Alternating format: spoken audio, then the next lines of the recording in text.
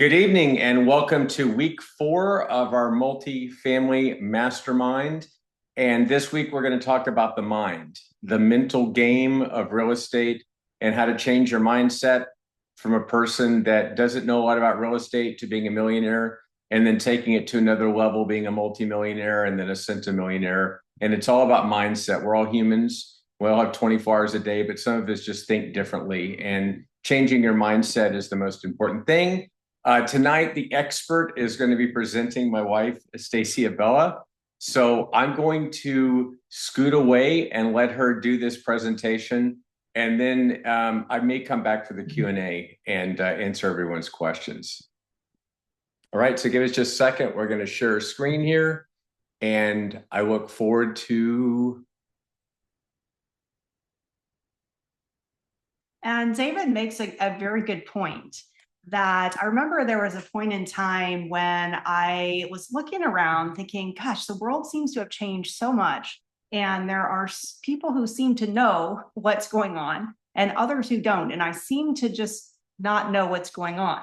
And I didn't get the memo. I seem to have missed something. And so now I find that David and I actually have been upgraded, and there has been a long journey in getting there. And so what we're going to share today is something that I'm very passionate about, and it is the mindset, the mental game, the software that runs in the wonderful machine called our brains, that runs in the background, that really runs how we make decisions and how we do things, and it really affects everything that we do, how we think, feel, and behave. And so today we're going to take a look at our old heritage beliefs and the way that we are running our finances and our lives, and see if we might want to make a few changes. All right. So here we go. Take it away. All right. So he's going to let me have the reins tonight to cover this very important topic. And so here we go. This is week 4. And I wanted to get a chance to just introduce myself a little bit if you don't know me. And so I am David's wife. He and I have our company, the Paratus Commercial Group. And I'm also the mother of our children, who are 11 and 14.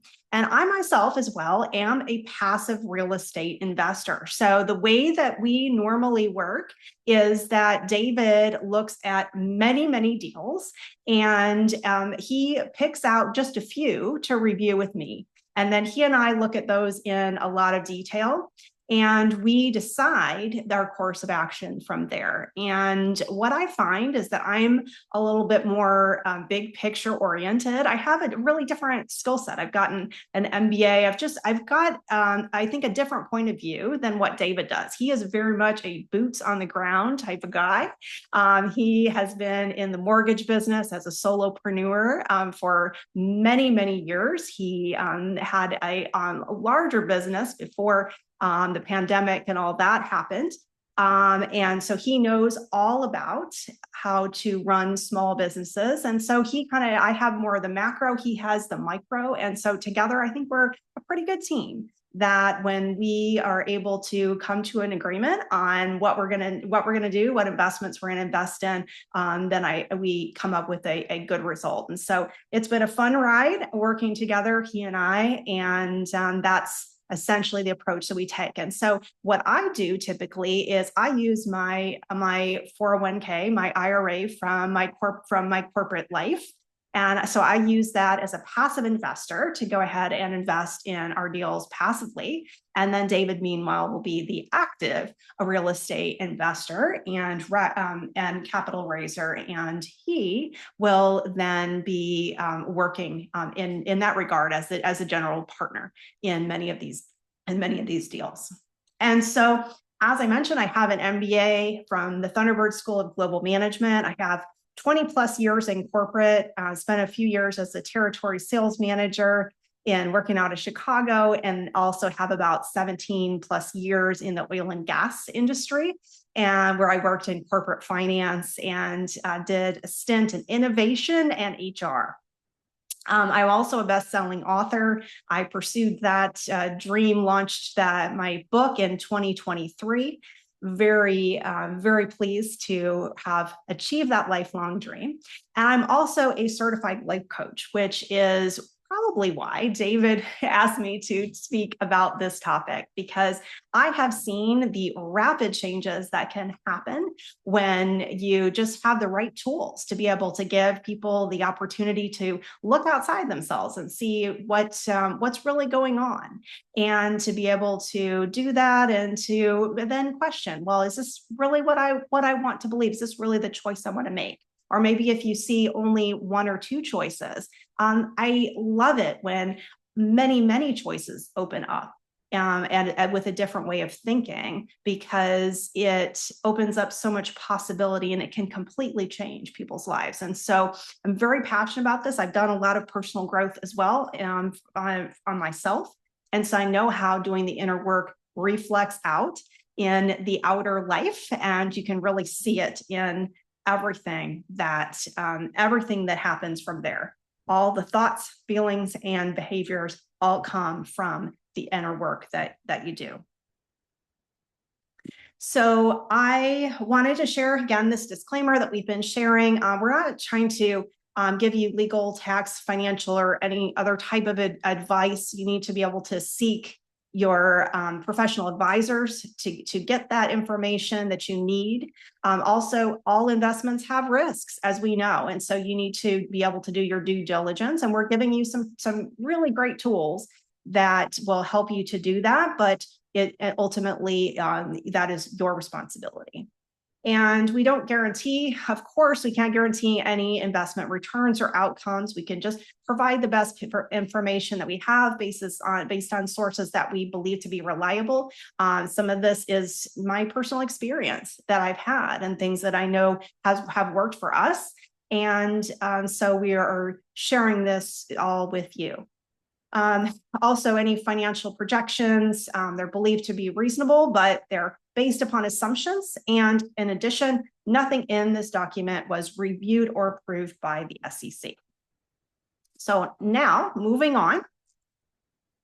So you want to be a real estate investor. I'm going to give you tonight 5 key upgrades to your mental software for smart investing and, frankly, a really good life. Because we have seen that the world is changing. It's not just what it seems. It doesn't just seem to be moving faster. It actually really, truly is. And so we don't want to, we wouldn't use the iPhone 1 or Lotus 123 to run today's technology. We need to use today's software to be able to run today's technology and to make the decisions that we need to make. And so it's time to have a software upgrade, and so that we can make sure that what we're doing is consistent with the world that we're living in today. And so why upgrade your mental software? Well, if you can imagine, we're going on a journey tonight. Imagine you are on the first floor of this building that you see. And you can see maybe that fountain, you can see some people walking by, you can see the bottom foundations of some of the buildings and things.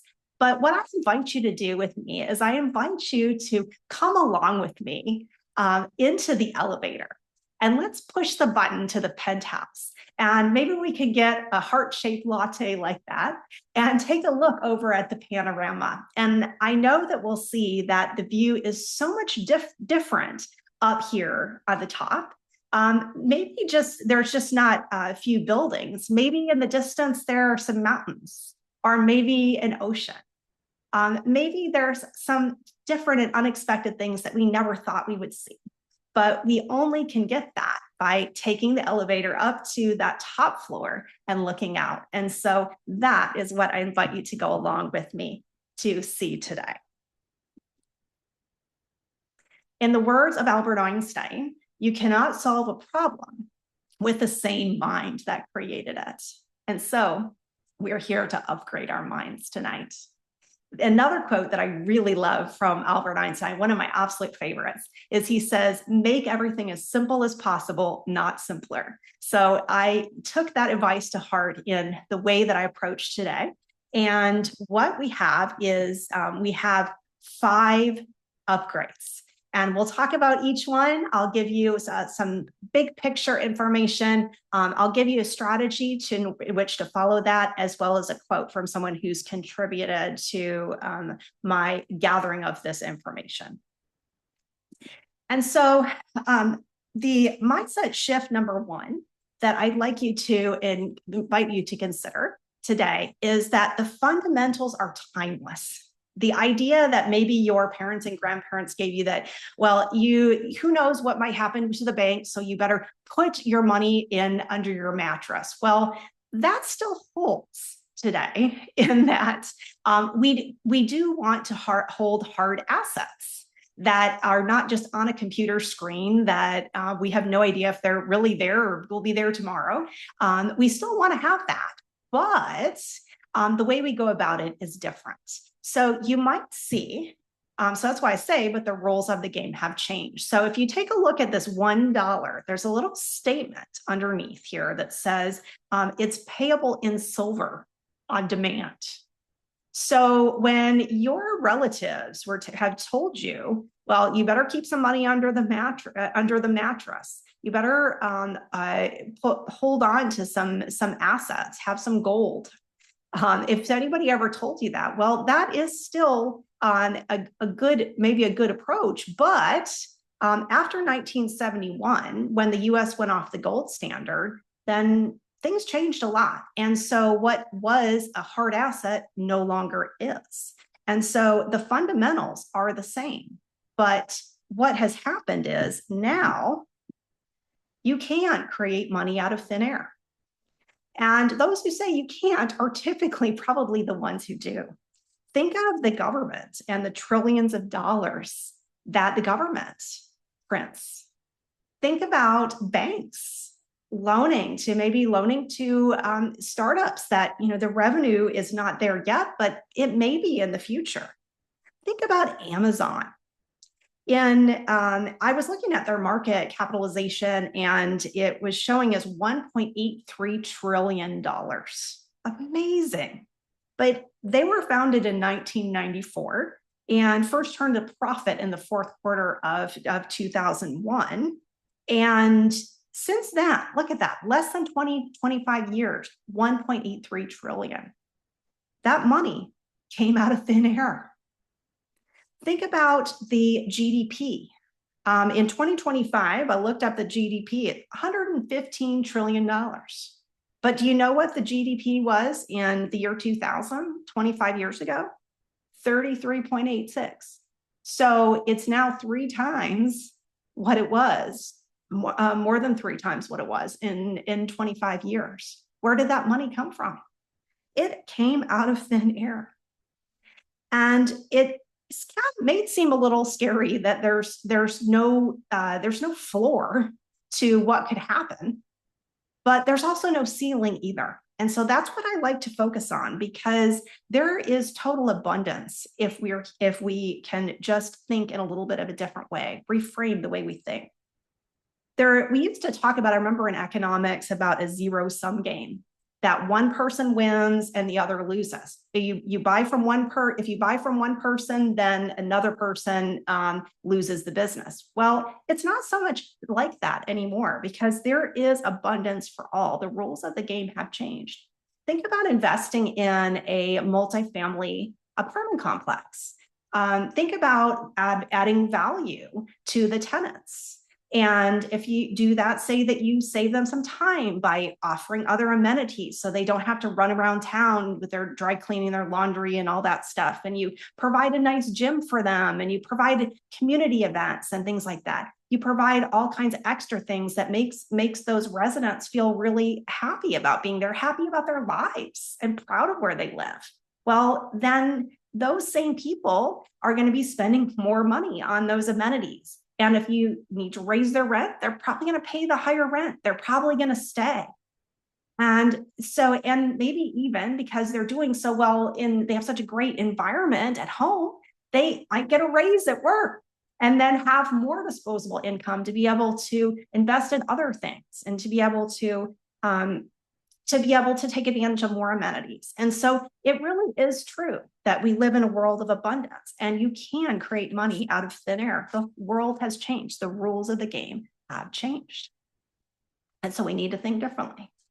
So Robert Kiyosaki said, he doesn't mince words. He said, today people are saving counterfeit dollars, money that can be created at the speed of light. And so this leads into my next point. So what do we do with this mindset shift? This mindset shift that the rules of the game have changed and we need to change with them. Well, it's time to develop, because the rules of the game have changed, it's time to develop a mindset of evergreen abundance and abandon that old mindset of delayed gratification and scarcity. So I'm sure you were told, I was told, and I followed that as rigorously as I could, that you needed to go out and you needed to trade time for money. You needed to work really hard and you needed to save a portion of your money for a rainy day. You needed to save it for your retirement when someday you could enjoy it. And I did that. I worked many, many hours in my corporate role. And I set up my salary so that 15% of that salary would go into my company 401k. And that money just came off the top. I just tried not to think about it again. And I just lived on what was left of it. And essentially that money was just whisked away. It was just something that I thought, well, eventually I'll use it. But for right now, I'm just going to do the best to invest in the limited options that I had available in my company 401k and just hope for the best, that it would be there when I needed it. But then I started to realize people who retired, who are supposedly living the dream, they didn't feel the way I thought they should. They retired and I felt like, gosh, they really did well. But yet they had what I would call a scarcity mentality. And when you think about saving for the future, automatically that gets you into a scarcity mode. Like, feel it in your body. Like when you think about taking a portion and putting it away for a rainy day, like I'm having to live with less now for a future that's uncertain. And so I found that the people that I met that had retired, they just didn't have the dream that I thought that they should. And I was really surprised by that, really disappointed, because I thought, well, what am I doing all this for? It just was starting to not make sense. And then in recent years, it even has started to make less sense. I mean, if you've been to the grocery store lately, then you know how much food has gone up. And so what started to happen as I started to feel like saving was like putting water into a leaking cup. And that's exactly what essentially it is because of all of the inflation. You've got a shrinking nest egg, not just once you retire, not just because you're taking money out, but also because it's worth literally less than it was even a year ago. And so what I suggest is to replace your accumulation strategy with the cash flow strategy. So essentially what that does, instead of trying to accumulate money and these counterfeit dollars, as Robert Kiyosaki said, instead, you replace that with a cash flow strategy. So what does that mean? If you think about planting a tree that bears fruit, you're going to enjoy that fruit and it's going to keep coming. And it's going to continue to help you for a long time. Now think about that in multifamily. When you think about multifamily, you have a situation where you're investing in an asset that is producing cash flow, and it's tax assisted, tax advantaged cash flow throughout the course of several years. And then, as David mentioned, he talked last week about the equity multiple. And say that you get to a 2x equity multiple. Well, that means that you get to enjoy that tree bearing fruit for those 3 to 5 years during that business plan. And then once you sell that asset, then you get to buy 2 trees. That sounds like a much more abundant strategy than accumulating money. Because what happens with accumulating money is that you might think that you need to hit a certain number. Like I remember saying, gosh, if we have $1 million, or you might say 2 million or 5 million or whatever amount that you think you need, used to be very popular to kind of put a number to it. Well, the problem is that yesterday's number is not necessarily going to fund today or tomorrow's lifestyle, because you're essentially putting you essentially have a leaking cup because of all the inflation. And so one of my favorite books about this topic called The Psychology of Money, I thought I would also include a quote for you to think about. And this quote is that growth is driven by compounding, which always takes time. Meanwhile, destruction is driven by single points of failure, which can happen in seconds, and loss of confidence, which can happen in an instant. I think this is very relevant to the stock market today and what we see happening.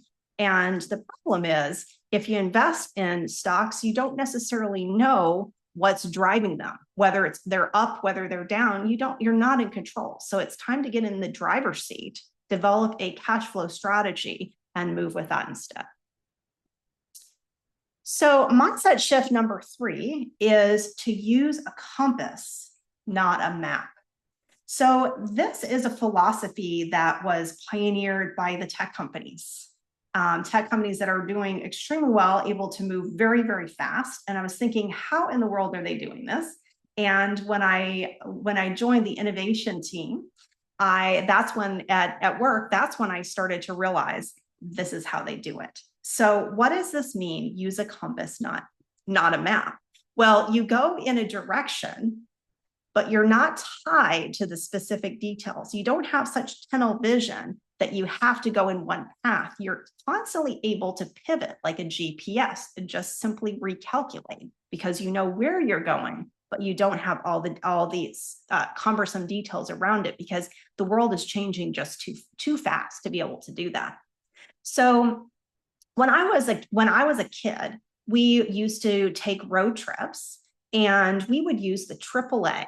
I don't know if you all have used the AAA, but what they used to do is they used to give you what they called a triptych, and that triptych was like a book with a map. And I remember the AAA agent going in, and she was highlighting. Okay, you go in this road, and then you go on this highway, and then she had researched some of the road conditions. Oh, there's construction in this area, things like that. She had helped us plot out, okay, what hotels are going to we going to want to stay at, and so we had everything essentially all plotted out in advance. And so we knew that what we were going to execute upon, and we felt good about that. But ultimately, then we lost the flexibility to be able to really change. And when you're focusing in on that one line across the page and going across it, then you're missing all kinds of other clues and other opportunities that you're going to see if you're out looking at the panorama, like we talked about earlier. And so instead, what we do today, what we have the chance to do, is to put on our GPS. We might put a general destination, or maybe even a specific destination of a place we want to go, but we might not necessarily go there right away, because maybe we decide we want to get a coffee, or we see something interesting in another area.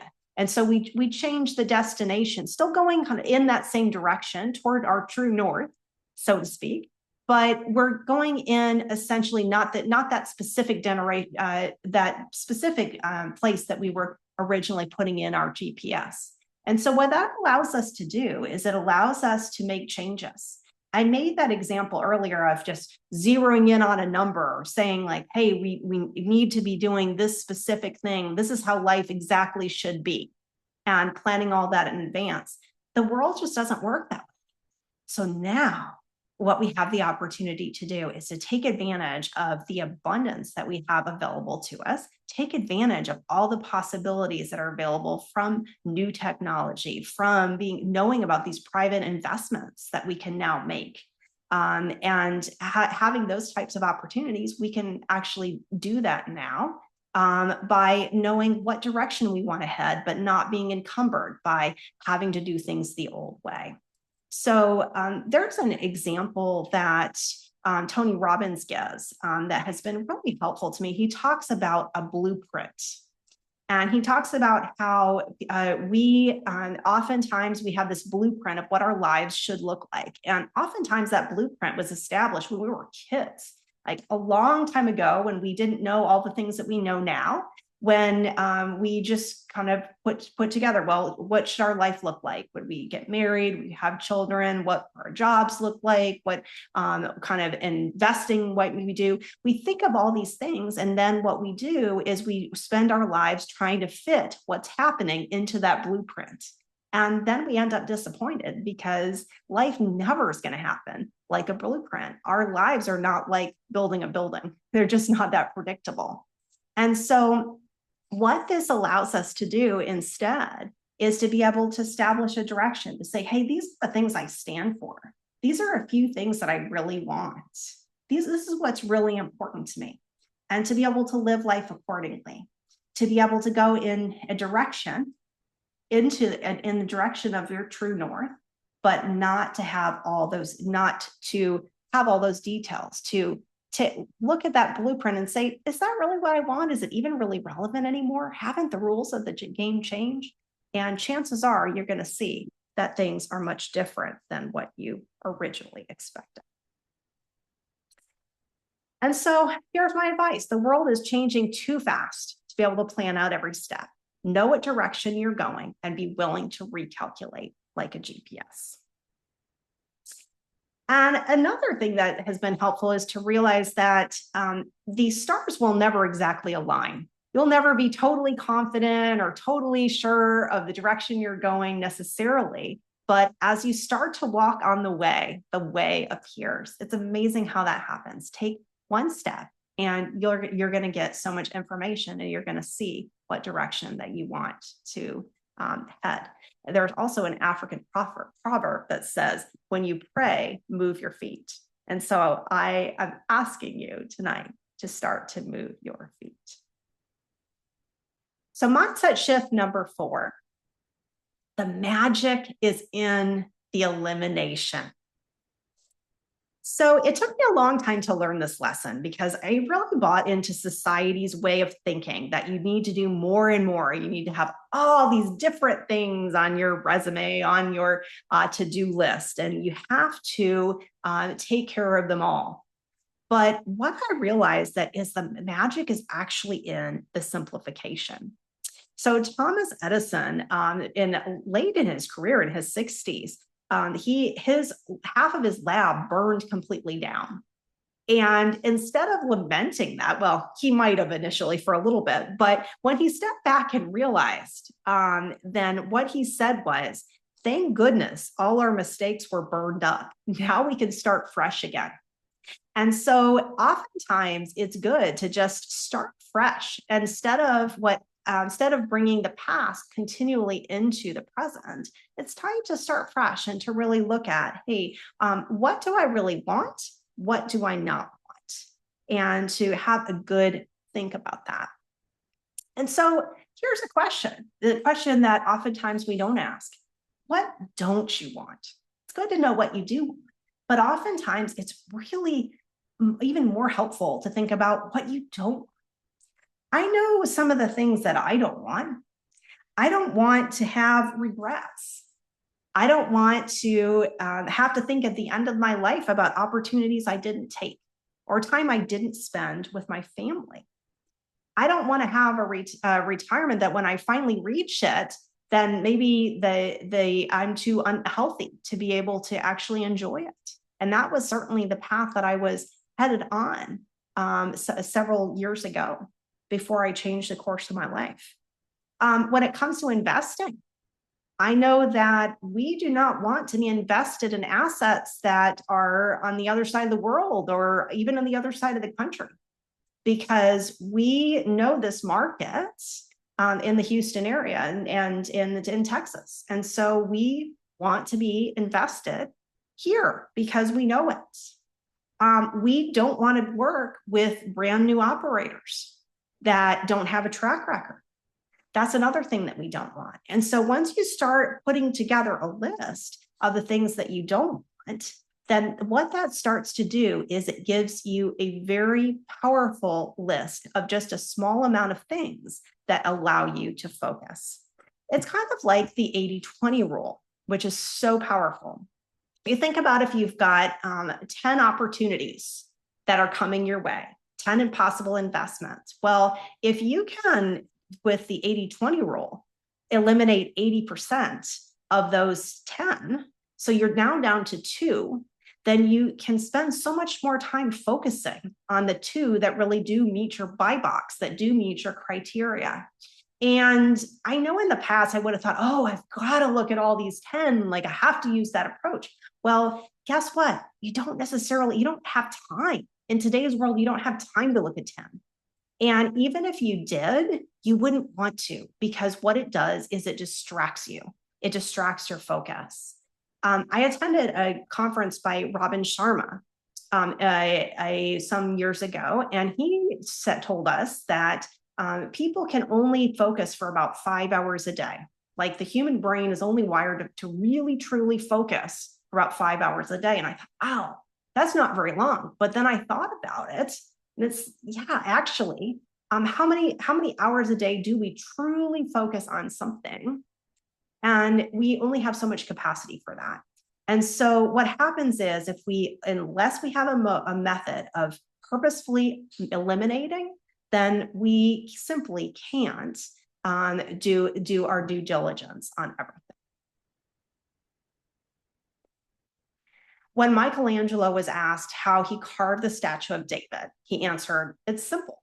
I just remove everything that is not David." And so that is essentially what we're working to get to here. Mindset shift number 5. Develop a bias towards action and towards smart action now that you have so much knowledge and you're just so ready to go. And so have you ever thought about doing something and you spent a lot of time thinking about it and finally said, okay, well, maybe I'll do it. But then you went and you look and, all the tickets were gone. The items were out of stock. The investment was all filled up. Have you ever had that happen? Well, that happens because inaction is a decision by default. Oftentimes we try to avoid decision making because we just want to just kind of weigh our options, or we're afraid to make a decision. But the problem is we can't get out of making a decision, because even indecision becomes a decision, especially in today's fast-paced world. And so what I invite you to do is I'd invite you to really step back. If you are hesitating on doing something, if you have a track record, if you have a history of not taking action, I'd invite you to step back and look at yourself as an observer and ask yourself why that is happening. Why are you doing that? And if the reason truly is because of fear, I invite you to question. I invite you to look at that and to ask yourself if you truly want to continue making decisions or lack of decisions out of fear. Because what happens is that it's actually riskier oftentimes not to take action. Smart action is the best action to take. If we get left behind, if we do not build our legacy now, then if someone else invests and the investment is then full, then we've lost that opportunity. And so it maybe in the past, it might have seemed like it was safer to not take action, but in today's world, it's actually riskier to sit on the sidelines. Dale Carnegie says, if you want to conquer fear, don't sit home and think about it. Go out and get busy. And that is definitely one thing I've learned. If you don't have confidence, if you're not sure which way to go out and take action. That's the way to build confidence. Sitting home and thinking about it does not build confidence. Taking action does. And so here you have it, the 5 mindset shifts for successful investing. Change with the rules of the game. And of course, the first step is accepting that the rules of the game have changed. And sometimes that in itself can be difficult, but it's time to change. It's time to see what rules have changed, and it's time to question them. It's time to change with them. And number 2, use a cash flow versus an accumulation strategy. It's time now to stop saving and putting money into a leaking cup. It's time to have an evergreen strategy where we have cash flow producing assets that continue to generate a legacy for us far into the future. And number 3, plan your future with a compass, not a map. Give yourself that flexibility. Know what you want and go in that direction, but be willing to see that the way of getting there could change, and it very well will likely continue to change again and again. And number 4, apply the art of elimination. Very powerful. Eliminate what doesn't fit your buy box and quickly get to there, and then focus on what does. And make sure that you really review that so that you can avoid making mistakes. And number 5, develop a bias towards smart action. And next week, David's going to be giving you some information. He's going to be giving you a detailed analysis of his method of reviewing deals. And so that, I think, is going to really help you to take that smart action. And once you decide that you're going to take it, you develop that bias towards smart action. And so I thought I would end with this quote by Warren Buffett. Wall Street is the only place that people ride in a Rolls Royce to get advice from those who take the subway. It's time to stop getting advice from those who take the subway. It's time to put yourself in the driver's seat, become a master of your own destiny and your own finances, and take control with these 5 mindset upgrades. Thank you very much for the opportunity tonight to talk to you about this. And I will invite David to come back, and I'm happy to answer any Q&A that anyone might have. Thank you.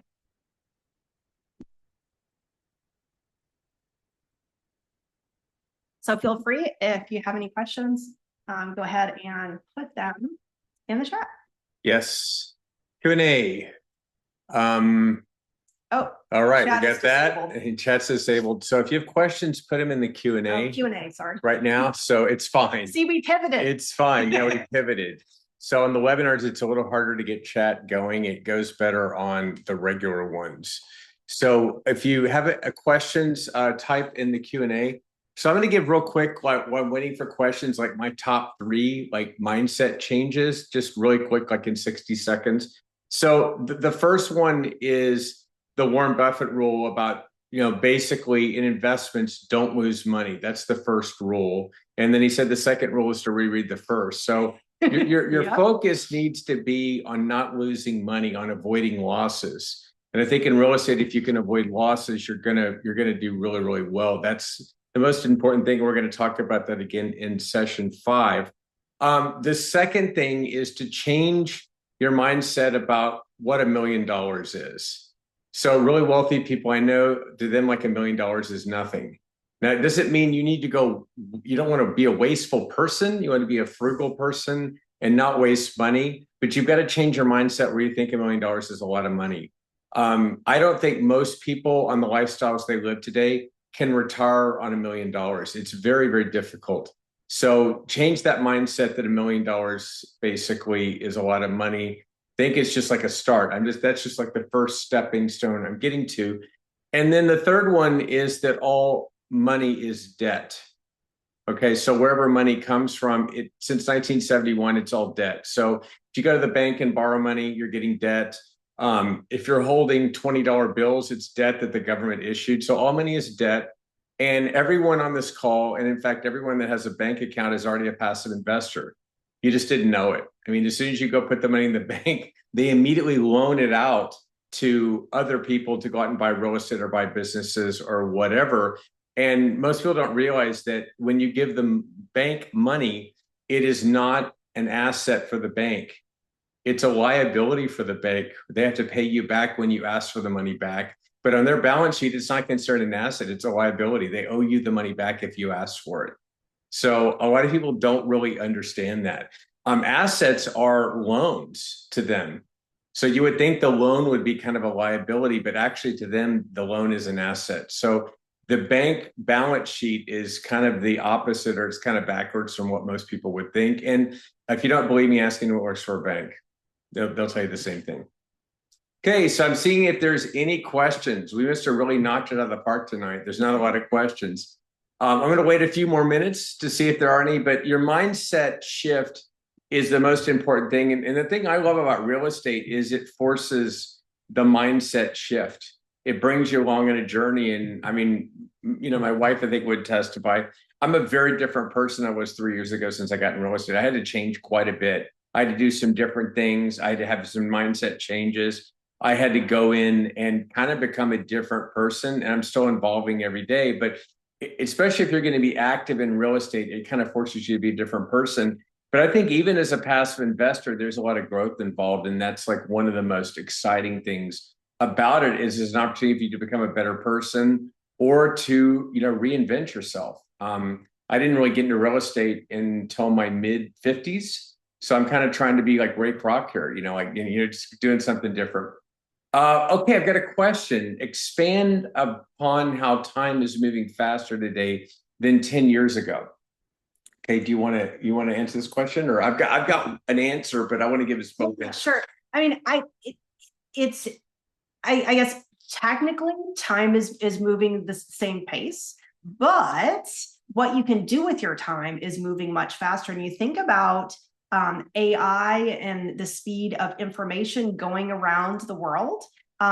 People find out about opportunities much faster than they used to, and so you really do need to take action. You do need to know what you want. So that's why when you know what you want, when you know what your buy box is, it really helps. Like I know David, he's had many opportunities just this past year. It's a down. It's supposed to be a down market right now. Not as many opportunities coming available as had been last year. However, he still had a whole bunch of them come to him anyway. And that ability to be able to discern how what you want and what you don't want, it just makes you move faster so you don't miss the opportunities and you do a good amount of due diligence. Yeah, I remember in the 90s when computers were just kind of becoming better and faster, and they weren't like a hobby toy anymore, and the internet was being invented. And there was the CEO of Intel, Andy Grove. He talked about how they were making chips and they were doubling the speed of the chips every 18 months. So every 18 months, they would double, then a quadruple, and then a whatever an 8 times is. And they were able to go and do that. And the world is changing so much faster.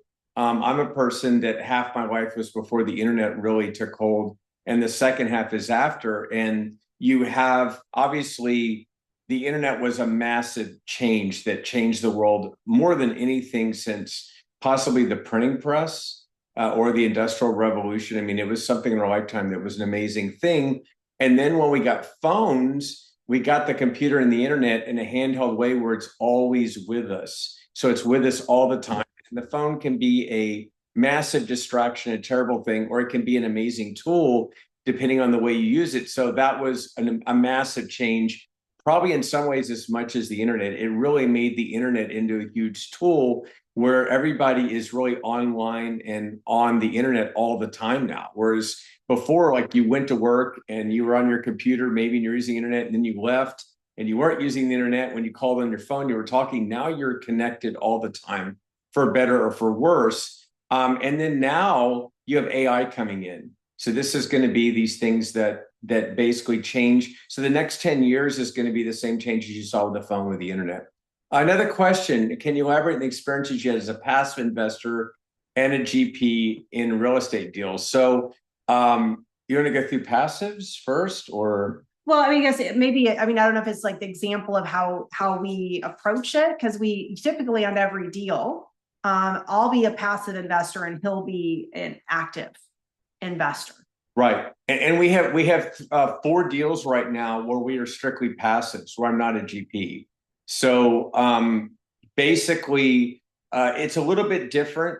There might be deals I would invest with as a limited partner that I would not really feel comfortable raising money for. So it's a higher level of care when you're raising money or going to be involved as a GP. I've really got to feel really good about the deal. I'm careful on my LP deals, but there's like one or two in there probably that I wouldn't have raised money for the deal. All my deals are they're riskier. yeah, all my deals are going really well. We do have one right now that's a problem child, but that is not a deal. I'm a GP and it's a passive. And actually, I learned a lot from it because it seemed like a really cheap deal. There was a reason it was a really cheap deal, and they've got in there, and the management has been more challenging and more difficult. But basically, it's being turned around. All the other deals as a GP are doing fantastic. So we haven't any problems on our GP deals.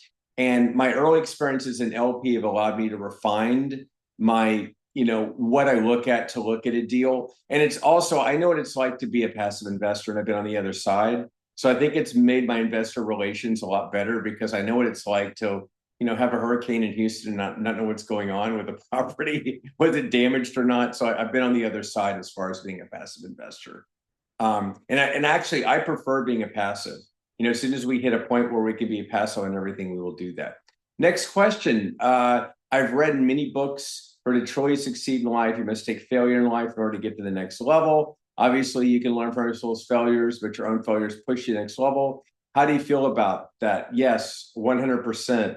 So other people's failures. I am a benefactor of coming in the business in the last few years when it was like coming on the scene of like a car accident and seeing all the damage and all the problems and everything. And so I was able to look at mistakes people made and get wiser based on that. I'm not judging that. I just basically learned a lot of mistakes. Also, on our first deal that we did, we were going to go out and buy a deal ourselves and do ourselves and become operators. And we got into a contract and the deal did not work out. And we had to go out and walk on that deal. No investors lost any money. We gave everybody their money back. But we did lose money on that deal. So I know what it's like to lose money in a deal, and it's heartbreaking. And I think that was part of why I'm super, super careful now, was that experience of losing money and having a problem. So it was a failure, but it actually led to success on me because I was able to turn that around very quickly. And I kind of had jumped in the game and people saw that I took a lot of action. So it gave me other opportunities and it worked out. We took action. I'm not recommending taking action and losing money. That's not the way to go, but you're going to have some ups and downs. And sometimes when you have a failure, it leads to something better if you turn it into that. I think Muhammad Ali said one time, he said, you don't lose when you get knocked down because you lose when you stay down. You don't get back up. So, and he was a person that in his whole fight career, he was never knocked out. He lost fights, but he was never knocked out his whole career, which is pretty crazy. But anyway, yeah, so you have to have, you're going to have some failures. It's not all going to be success. You're going to make mistakes. I mean, if you're trying to not make any mistakes, then don't do anything, because if you do nothing, you will not make a mistake technically, but you'll have made the biggest mistake, which is not doing anything. Yeah. And we would not be where we are today without our start. And when we lost that money, we would not be where we are today without having had that experience. I mean, everything that we've done has come out from that. And so are we happy about that? No. But at the same time, we have to accept, or we have to realize that that there was so much growth in that. There's a Japanese proverb that says, fall 7 times, get up 8. So I guess that's what we try to do. But definitely, it's always best to learn from other people, but it's sometimes just not realistic. I mean, until you get into whatever it is and you just start to take those steps forward. I mean, oftentimes there's lessons that you can only learn one way, and there can be failures. But again, it is how you think about those. Well, yeah, they say success leaves clues, but so does failure. Yes. So if you see people that have made mistakes in the past, basically look at, is there a pattern that everybody that is doing things a certain way is having trouble, and it's a consistent like theme that they're failing? Well, then just don't do that. Just eliminate, like you said, eliminate that problem. And I think in real estate, you don't have to take a lot of risk to do well. In fact, your returns will be much better if you can minimize your risk. Going out and taking a lot of risk, you might have hypothetically some better returns, but you will have deals that lose money, and that's gonna negate all the gains that you're gonna have. So that's where to really you need to be careful. And I'm all about the risk reduction. And if you go into a deal and the returns aren't great and you get your principal back, that's not a failure. A failure is when you lose money on a deal, or when you give people your principal, which is very sacred, and you don't get an opportunity to use it again because you lost money. And that's what we're going to try to teach people to avoid. Okay, any other questions? We're giving people, give us some good ones here. So just a little preview of next week. We're going to go back to Nerdville and look at the way that the way that I analyze deals. So it's going to be more fun. I'm going to try to put everything into one session. It might run over an hour, but it's going to be real quick, and it's not going to be the end all be all. It's just going to be a basic framework that we have, and everybody needs to have you need to create your own framework for what risk you're willing to take, what your risk tolerance is, why are you investing, what's your timeline, when do you need return of your capital, and what are your goals? And then you need to develop like hard and fast rules so you can go through and say no really quickly. And the key to really, I think, finding good deals is having a lot of deal flow and looking at a lot of deals and saying no very quickly and say yes very slowly, and not spending a lot of time on a deal when it's a no. One experience I had early on, this is kind of a funny story. I had a deal sent to me that was in Conroe. So that was very enticing for me because it was about 8 minutes, 10 minutes from my house. So I really wanted to buy this property early on. It was like, I really wanted it. And I tried to make it work, and I did the underwriting, and I was working on it. And I probably spent about 30 hours researching and underwriting it. And I thought, well, this is great. And so one of the things on my checklist was to call a property manager. And I called Caroline, my favorite property manager, and she basically obliterated the deal on the phone in like 5 minutes. And like, no, you don't want to buy this. Here's the problem. This is it. And so I wasted like really a week of work, like probably 30 hours at least on the property, when I should have called her right away in the first, she could have like killed it before I did all that work. So learn to say no quickly and then say yes slow. And I think if you can work on that and then try to look at a lot more deals. And if you're spending too much time on every deal, you're not going to work on your deal flow. And if you're saying yes more than maybe 10% of the time, you're probably not looking at enough deals. So that's the advice I would give to people. And we'll talk about that next week and what my methodology is. And I've just put something together that's easy to remember, and it's just a basic, and it's not the end all be all. It's not all the due diligence. It's just go through this and figure out, is this a yes or a no? And here's another thing too. Once you say no on a deal, don't say yes. I mean, eliminate. Once it's eliminated, it's just gone. You're done with it.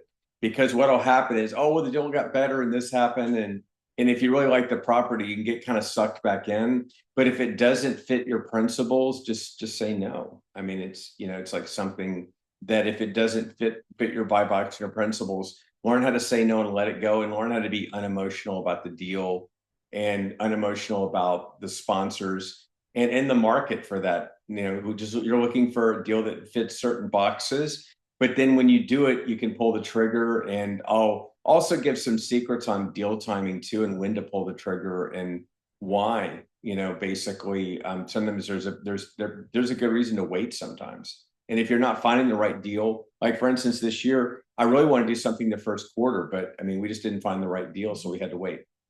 Any other questions? Going to wait a little second. Yeah. And just another comment about that too. I mean, that's why I think what you're offering is so important, because one of the things that the two of us are able to do is because we both can discuss it together, then that helps, because sometimes he'll get emotional about things. Sometimes I'll get emotional about something. And it's like, it just helps to have someone else to talk to be able to really look at it outside. Like I said earlier, as an observer, and just look at it and say, okay, stepping out of the emotion, does this deal make sense? And or does this hit our, is this in alignment with our principles? And if the answer is no, it's got to be a no. And it can't be allowed to come back again, because there are other deals. This isn't the only one. There's no scarcity. And so it's time to move on and go on to the next one. And so this is, I think, going to be so helpful. I'm looking forward to next week to learn more about this. And I eliminate 95% of this stuff before it gets to her. So she might look at a few deals a month, whereas I'm like 95%, I just kill it. She never even sees it because I'm not. That's the way to do it. I mean, every once in a while I'll see her and I'll she'll be eating lunch and I'll just walk by and go, I just saw a deal and it was like horrible. And this is what it was. And I start laughing about it, but she doesn't see the whole deal very rarely. And then sometimes I'll think I've got something and then she'll, remind me of something or have an input and it's right. And so it's, sometimes you want to make things work, but if you don't think it's fitting your buy box, just wait, good deals will come. Okay. So another question: to have a class on how to analyze or evaluate an income statement, quarterly income statements on deals you're currently in, what to look for. Usually on the income statement, you're doing a T12. So we can definitely go through that like an underwriting. And we're going to finish with our deal method for looking at deals. It's actually going to be called the deal method. I'm going to introduce it soon to be a best-selling book I'm going to write. But I will continue to do classes that'll be beyond this series, and I may do them on underwriting. So if you have ideas like this one, email them to me. We might do some deep dives on underwriting and stuff, and what is when you're looking at the underwriting on the deep dive, what is practical, and what to look for, and what is normal as far as income and expenses, and looking for anomalies if you want to get really deep in the underwriting. And that's kind of another level. Right now, I just want to teach people what to look for in the basic numbers, kind of underwriting for LPs. If you really want to get deep in the numbers, it's good. But also, you need to be a little careful because you can become such an expert on underwriting. And you've got to realize that underwriting is kind of an opinion of what people think is going to happen. So if it's reasonable, it might be fine. Your mileage may vary. You may see it in a different way. But how careful is the underwriting, and how many how much room is there in case something goes wrong? That's what I look for. Is there cushion? Yeah. And I mean, it goes back to make everything as simple as possible, not simpler. If you have a few rules of thumb on what's reasonable, oftentimes those have got to be your first checks, especially if you're an LP, because you're not the operator of the deal. And so that's something that I think is really helpful, that he has all that information. So yeah, we can dive into that. I think it's a different level of underwriting. Like if you're buying a property yourself and you're going to be the sponsor of the GP, yeah, I mean, you got to really do super deep dive and run a lot of scenarios. If you're an LP, I think just doing a basic analysis and like, hey, this is a really experienced person. They've done the underwriting. This is a good market. And does this look reasonable? Do I feel comfortable with it? That's kind of it. I mean, on everyone's underwriting, one thing on the sponsors you'll find is some of them, everyone thinks they're the best for the most part. There's very few humble. I've met a couple of them. I'm thinking of somebody right now that's pretty humble and has a good sense of humor, but a lot of them don't have much of a sense of humor and they think they're the best. That's part of the deal. You have to think you're really good to do this job, and some of them have a lot of confidence. So you have to realize that when you start questioning underwriting, they're not always going to, react well to that. And I've had that happen before, and I'm going through underwriting people, and they're like, "Well, this is why I'm doing it. This is you understand." And I'm the bad guy for questioning it. So I realize that might happen a little bit, but a lot of it, is it reasonable? What's your philosophy behind it? Why did you do this? Why did you do that? Don't be afraid to ask us questions. Okay. Okay. Any other questions? And I will take that to heart about having one on income and expense statements and how to analyze that, because it is important. It is good. Okay. All right. I don't see any other questions. So when someone comes, someone just said, thank you. I appreciate that. Okay. So we're going to knock off. We'll be back at 7 o'clock next week. And I will go through my method for analyzing deals. And I'm sure there'll be a lot of questions. And it'll just be the basics. It's not going to be the end all be all. It's going to be basically how to go through quickly, develop your own thing, and how to, figure out if this something fits your buy box or not. All right. So we look forward to that. Have a great week. I'll send a recording out to everyone. So if anybody missed any of this, you can get it on YouTube. All right. Take care, everyone. Have a good night. We'll see you soon.